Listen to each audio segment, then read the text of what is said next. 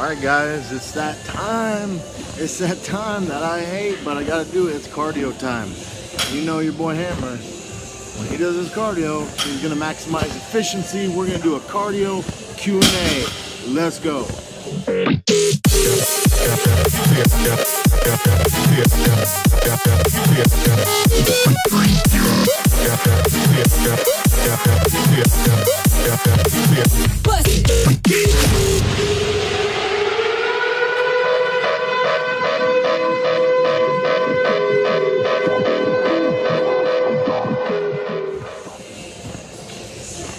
Alright guys, so I got a couple pretty fun questions this week, and some good ones.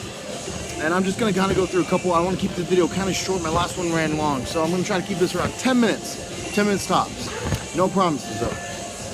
So, what are my thoughts on being vegetarian or vegan? What foods should I definitely include or exclude from my diet? If I only want to commit to about 30 minutes of exercise each day, can I just run, or is other stuff important too? Is there a God? That's a lot of questions.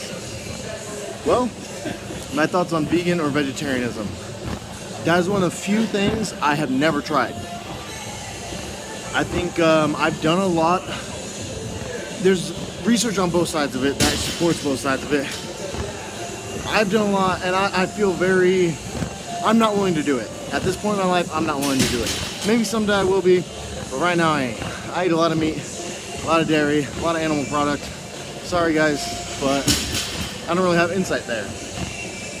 What food should I definitely include or exclude from my diet? Should definitely include Pop-Tarts. Number one muscle builder. No, but in all seriousness, take a second to watch my video on macros. It's not about what foods you're eating, it's about what macros you're eating. So however you like to get to those macros, that's what's more important. Obviously, there's a lot of good protein sources that are easy go-tos. Chicken, lean beef, egg whites, protein powder. If you don't understand protein or don't know what is protein. Good carb sources that are quick and easy to go to, like sweet potatoes and oatmeal and rice. But the thing is, I'm not going to tell you what foods to eat. I'm going to tell you what macros to hit. You get there with the foods that best suit you. As long as you're hitting your micronutrients, you're not getting crazy amounts of sugar, saturated fats, things like that. How do you meet your macros while traveling and when at a gas station? This is actually a really good one. Now, when I travel, I do meal prep a lot. I travel a lot for pro wrestling. Sometimes we'll be on the road for a couple days at a time. And usually I can only meal prep enough for the first 2 days or so, Your boy Hammer don't have an unlimited size in his old lunchbox. I don't even have a 6-pack bag. I'm ghetto style, carrying the rip-off. I only feel it's like a 4-pack bag. But macros at a gas station. If I'm trying to hit, depends on what type of meal I'm trying to get, obviously. But some of the go-to things, they'll have Greek yogurt a lot of time. Greek yogurts are at gas stations. Good protein. Beef jerky, high in sodium. Who cares? I don't care. I'll eat that over a lot of other stuff you get at a gas station. When it comes to your carbs, they're usually going to have some kind of oat bar, or even if they don't, or like a single serving of Cheerios, which are basically just oats, pure carbs. Or you might get a Rice Krispie treat. Mostly rice. There's obviously sugar, but hey, we're limited options at a gas station, right?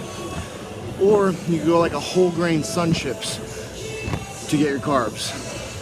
Other than that, sometimes I'll grab a fat-free milk or a 2%. They also a lot of time have peanut butter.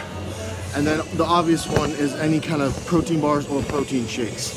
But honestly, if I show up in a gas station and pretty much if I had one meal left, no matter what macros I have, I figure it out. If I needed 50 grams of protein, that's a muscle milk, pack of beef jerky. If I needed 20 grams of carbs, that's the Rice Krispie treat. If I need 40 grams of carbs, it's the Rice Krispie treat and the Cheerios, If I need some fat, maybe I get whole milk and put it in the Cheerios. There's options to be played with, But it's definitely doable.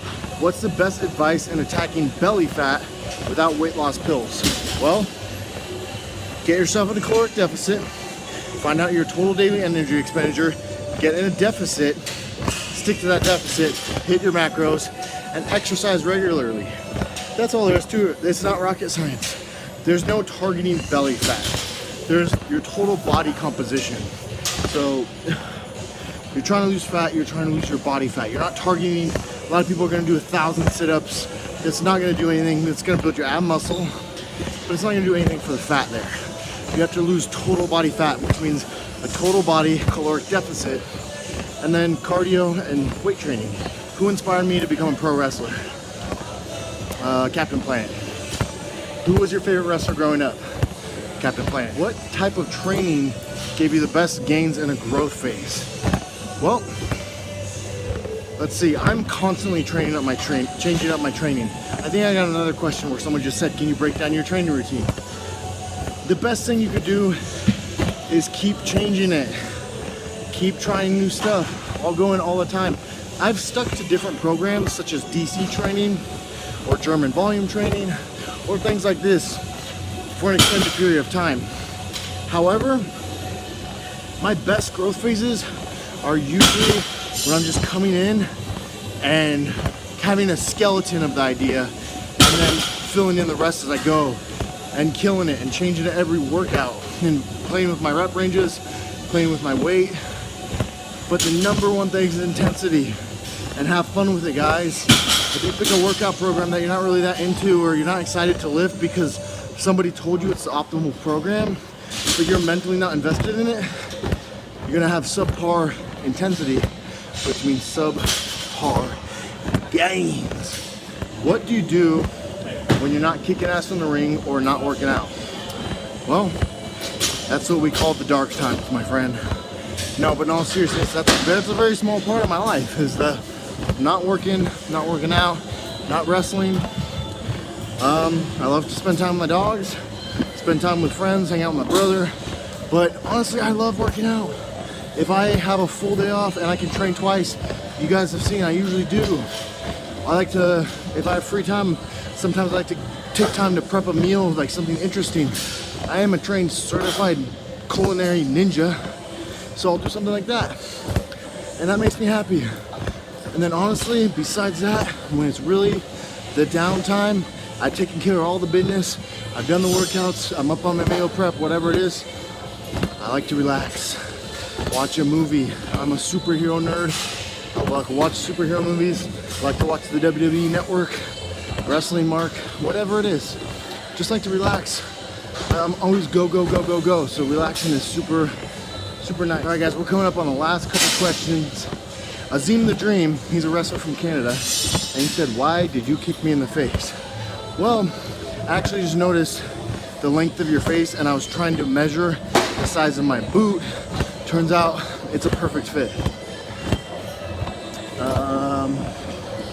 Is it true you shouldn't eat before going to bed? No, that's not that important. I mean, ideally, there's some small factors such as a hormonal response, your insulin response from food, your growth hormone response, things of that nature that do come into play. However, we're talking about very, very minute factors here that will have to compound over years and years of consistent practice to make even a measurable effect. So what's more important is hitting the proper macros. You know, I used to be just like you. If it was late in the day and I was like, oh, I didn't eat this and that, well, I'd be like, well, it's close to bed, so I can't have carbs, and I should just have a little bit of fat and protein, or whatever it was, or I shouldn't have this much fat next to bed, or whatever.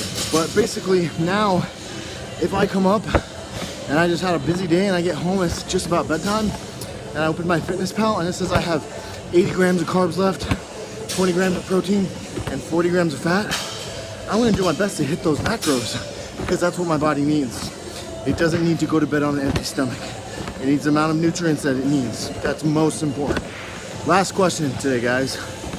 All right, do you get DOMS when training? How do you minimize or prevent it? For those who don't know what DOMS means, that's delayed onset muscle soreness. This is a good thing, guys. DOMS means you trained and your body is in a broken down state, which means it has to repair.